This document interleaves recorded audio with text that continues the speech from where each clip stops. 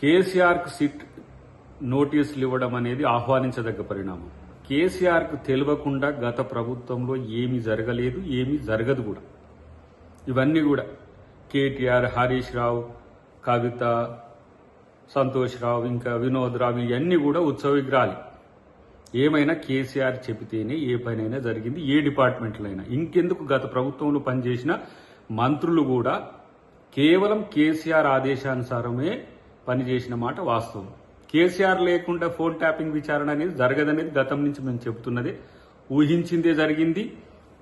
ఏ BRS నాయకులు కేసీఆర్కు దగ్గరగా ఉన్న వాళ్ళు ఎవరైతే ఉన్నారో, ఎవరు కేసీఆర్కు దగ్గరైంది, కేటీఆర్ను విచారించినప్పుడు అదే, హరీష్ రావును విచారించినప్పుడు అదే, సంతోష్ రావును విచారించిన అదే, అధికారులను విచారించిన కేసీఆర్ పేరు చెప్పడం వల్లనే కేసీఆర్కు నోటీసులు వస్తున్న పరిస్థితి. కాబట్టి ఇదేదో మళ్ళీ వాళ్ళు ఏదో కక్ష సాధింపు చర్యలు, రాజకీయంగా కేసీఆర్ని అబాస్పాలు చేయడానికి రేవంత్ రెడ్డి గారు చేస్తున్న కుట్ర, ఇట్లాంటివన్నీ వస్తాయి డెఫినెట్గా. వాళ్ళు ఏంటంటే తప్పించుకోవడానికి, తప్పు చేసి తప్పించుకోవడానికి బీఆర్ఎస్ చేసే ప్రయత్నాలు అన్నీ కూడా ఈ 2 సంవత్సరాల కాలంలో అందరికీ తెలుసు.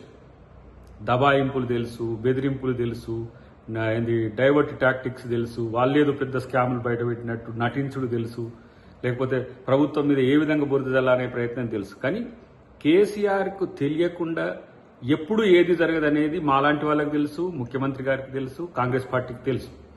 కాబట్టి ఇవాళ కేసీఆర్ నోటీస్ తీసుకున్న తర్వాత వాస్తవాలను చెబితే అది అన్నింటికీ మంచిది. ఎందుకంటే దానివల్ల కొన్ని కుటుంబాలు నాశనమైనవి, కొంతమంది అధికారుల జీవితాలు నాశనమైనవి, కొంతమంది రాజకీయ నాయకుల జీవితాల్లో ఒక అలజడి ఉంది. చివరికి తన రాజకీయ భవితవ్యం కూడా దానివల్లనే నష్టపోయిందనే విషయాన్ని వాళ్ళకి ఇప్పటికి అవగతమై ఉంటుంది. కాబట్టి అధికారం ప్రజలు ఇచ్చినప్పుడు అధికార దుర్వినియోగం చేయకుండా ప్రజల కోసం అధికారాన్ని వినియోగించడం పక్కన పెట్టి రాజకీయాల కోసం సుదీర్ఘకాల రాజకీయ జీవితంలో అధికారమే ఉండాలనే ఒక కాంక్షతో, ఒక రకమైన అత్యాశతో ఈ పరిస్థితి వచ్చిందని నేను అనుకుంటున్నా. దీనివల్ల భారతదేశంలో కూడా రాష్ట్ర ప్రభుత్వాలు చాలా ఆలోచించాల్సిన పరిస్థితి వస్తుంది. ట్యాపింగ్ల విషయంలో ఎంత జాగ్రత్తగా ఉండాలనో, ఐటీఏ ప్రకారము లేదంటే ట్రాయ్ నిబంధనల ప్రకారం మించి గనక చేస్తే ఎవరికైనా ఇలాంటి పరిస్థితులు వస్తాయి. దానివల్ల శిక్షలు, లేకపోతే జైళ్లు, లేకపోతే అరెస్టులు, ఇవన్నీ సెకండరీ ఇష్యూ. కానీ ఎథికల్గా ఇలాంటి అంశాలు భారతదేశ ముఖ్యమంత్రులనే కాదు, భారతదేశ ప్రజల్లో ఒక ఎంత అసహనాన్ని కల్పిస్తున్నమాట వాస్తవం. ఎందుకంటే ప్రైవేట్ జీవితంలోకి తొంగి చూడడము, ప్రైవేట్ జీవితాల్లోకి ప్రవేశించడము, లేదంటే విపక్ష నాయకుల యొక్క బలహీనతలో బలాలు తెలుసుకొని వాళ్ళని బలహీనులుగా చేయడానికి చేసే కుట్రలు ఏవైతే ఉన్నాయో ఇది రాజనీతి కాదు, ఇది దొరతనం కూడా కాదు నాకు తెలిసి. ఇలాంటి భారత రాజ్యాంగ పరిధిలో పనిచేయాల్సిన వ్యక్తులు, భారత రాజ్యాంగాన్ని అమలు చేస్తూ పరిపాలన కొనసాగించాల్సిన వ్యక్తులు ఇలాంటి నీతిబాహ్యమైన, లేదంటే ఇంకా చెప్పాలంటే దిగజారే రాజకీయాలకు ప్రభుత్వాలను వాడుకోవడం అనేది మంచిది కాదు.